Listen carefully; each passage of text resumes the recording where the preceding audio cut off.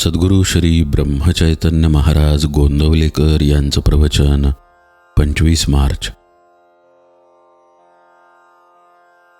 प्रपंच केवळ कर्तव्य कर्म म्हणून करा. एका माणसाला विडी ओढण्याचे फार व्यसन होते. तो आजारी पडल्यावर त्याने डॉक्टरांना सांगितले, मला तुम्ही औषध दिले तरी मी विडी सोडणार नाही. त्याचा डॉक्टर फार हुशार होता. त्याने त्याला एक गोळी देऊन विडी ओढण्यापूर्वी ती तोंडात धरत जा म्हणून सांगितले. त्या गोळीमुळे विडीच्या तंबाखूचे विष त्याला बाधत नसे. तसे आपण प्रपंच करताना वागले पाहिजे. प्रपंच आम्हाला सुख देईल ही आमची कल्पनाच नाहीशी झाली पाहिजे.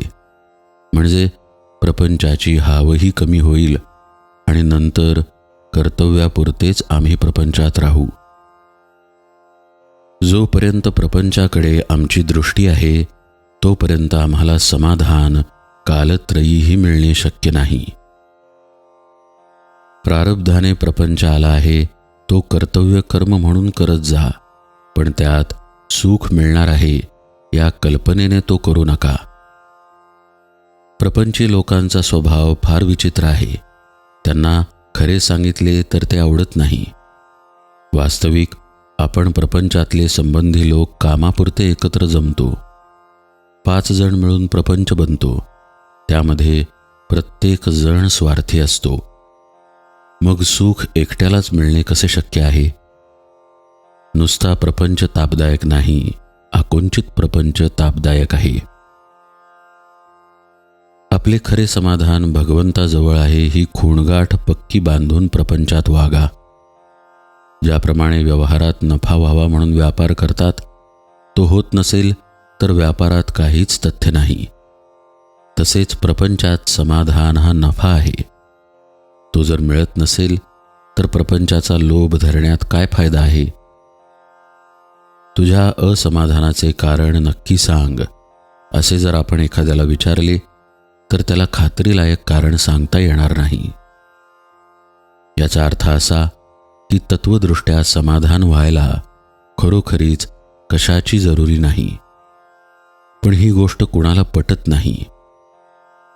आहे त्या अवस्थेमध्ये आपले समाधान टिकत नाही आणि पाहिजे ती वस्तू मिळाली तरी आपण पूर्ण सुखी होत नाही.